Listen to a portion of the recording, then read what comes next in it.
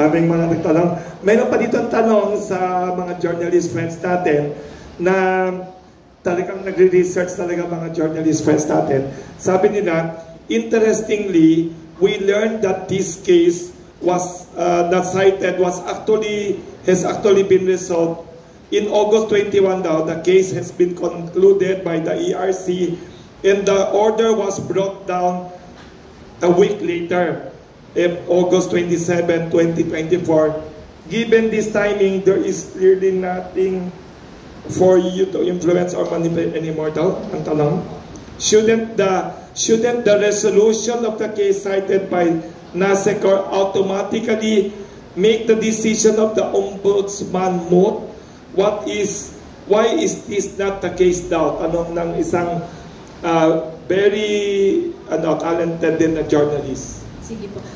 Actually, natanong na rin po ako niyang tungkol dyan kung legally dapat ba ma-dismiss na siya agad at bakit po pinataw pa rin yung suspension kahit na tapos na yung case. Yung sagot ko po doon, siguro po hindi alam pa kasi ng Ombudsman na tapos na po yung case. Kasi po, I think, unang-una, kami kasi sa komisyon, and this is one lesson I have learned and one learning I have learned from this. Bago po nag-meeting kami today, lalabas po din, action po kami. Lalabas pa lang po yung balita tungkol sa action na yon pag nalabas na yung actual na desisyon, which can take weeks or even months bago po siya lumabas. So hindi siya legally, wala pa? Or may effect? Legally, close na po yung case. Pero pag hindi na i-relay, hindi pwedeng... Hindi pa alam ng stakeholders, hindi pa alam ng public. Hindi pwede i-text o i-viber. Hindi po.